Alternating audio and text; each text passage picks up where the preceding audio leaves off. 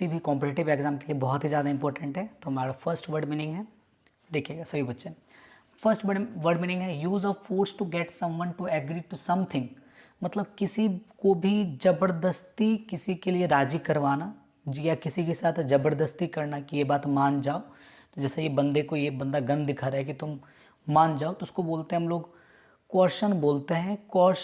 Coercion बोला जाता है, आर इसमें साइलेंट आता है, कोर्शन बोला जाता है इसको, COERCION कोर्शन बोलते हैं। मतलब हो गया किसी को ज़बरदस्ती मनवाना या फिर राज़ी करवाना, अपने बलबूते पे किसी को अपने शक्ति के आधार पे, या फिर कोई भी गुंडागर्दी है तो उसको किसी भी बात के लिए कोई आम आदमी को परेशान करके जल्दी मनवाना, ये सेंस में आ जाता है क्वेश्चन। ये एक अपराध है, question to commit a crime, मतलब क्वेश्चन जो है तो एक अपराध माना जाता है। तो ये भी एक आपका लिखा हुआ है यहाँ।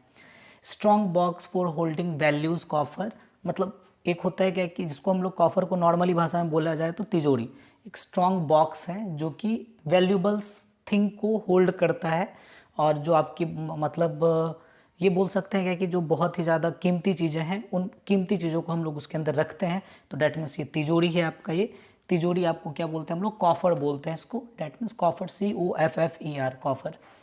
म्यूचुअल डिस्कोर्स मतलब होता है आपस में बातचीत करना, तो इसको बोलते हैं हम लोग कोलोक्वी बोला जाता है। तो कोलोक्वी में जैसे बातचीत करने के लिए हम लोग दो कबूतर हैं यहाँ पे, दोनों कबूतर आपस में क्या कर रहा है, बात कर रहा है। Talk, dialogue, conversation, discourse, chat, discussion, parley, conference, converse, confabulation, ये सब जितना भी वर्ड है ये कोलोक्वी का ही एक सिमिलर वर्ड है, मतलब एक सिनोनिम्स के टाइप से ही यूज़ किया जाता है कोलोक्वी को। एक नया वर्ड है, याद रखना है, कोलोक्वी। चलिए, ए जाइगेंटिक स्टैचू मतलब एक बड़ा सा स्टैचू, जैसे स्टैचू ऑफ लिबर्टी है, स्टैचू ऑफ यूनिटी है, ठीक है, इसी टाइप से एक बड़ा सा स्टैचू है तो इसको क्या बोलते हैं हम लोग, कोलोसस बोलते हैं, COLOSSUS, कोलोसस है ना। बड़ा सा स्टैचू को क्या बोलेंगे, कोलोसस बोलते हैं, जाइगेंटिक स्टैचू है ये। To keep a great person in a people's memory, कोई भी बड़े से बड़े आदमी को हम लोग क्या करते हैं, लोगों के मन में मेमोरी रहता है, उनकी याददाश्त रहती है। जैसे कि महात्मा गांधी के बारे में बात करते हैं तो उनके बारे में हमारे माइंड में याददाश्त रहता है। भगत सिंह के बारे में बात करते हैं तो याददाश्त रहता है, तो उन याददाश्त को क्या बोलते हैं, कमेमोरेट बोला जाता है, COMMEMORAT, कमेमोरेट बोलते हैं इसको।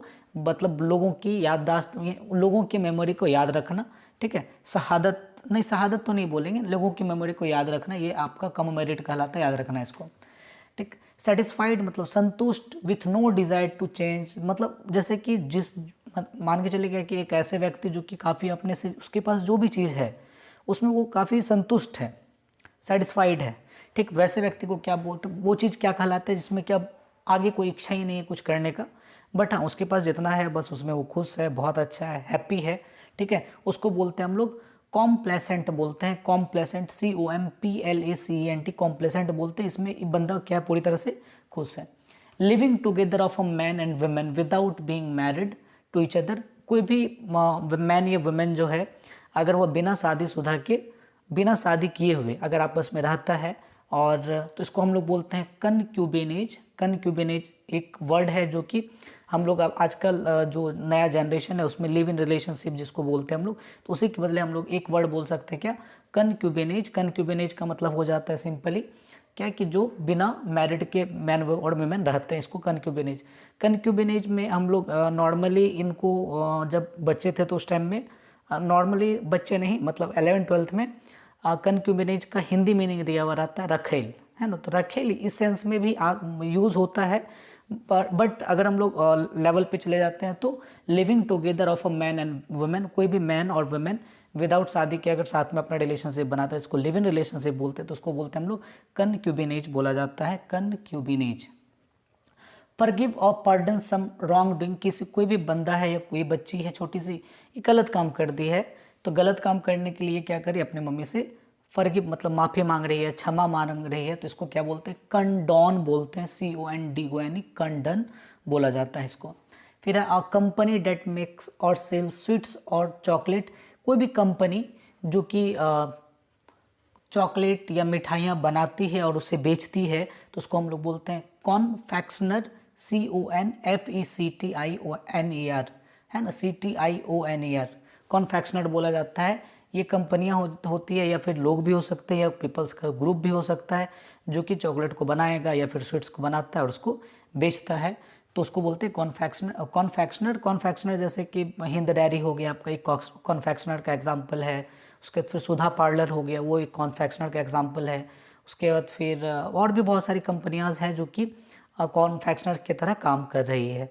ठीक है, नेक्स्ट है आपका to officially take something away from somebody, मतलब कोई भी चीज़ को ऑफिशियल लीगल तरीके से कागज पत्र सहित अपने कब्जे में ले लेना, उसको बोलते हैं कॉन्फिस्केट बोला जाता है। कॉन्फिस्केट मतलब एक बंदा है, ये बैंक है, ये लोन बनाया तो लोन लिया था बैंक से लेके, लेकिन अब इसको फिर लोन चुकता नहीं कर पाया तो ये बैंक क्या कर रहा है, घर पे कब्जा कर रहा है, घर की नीलामी करेगा, बैंक अपनी गिरफ्त में रख रहा है, तो उसे बोलते हैं हम लोग कॉन्फिस्केट बोला जाता है।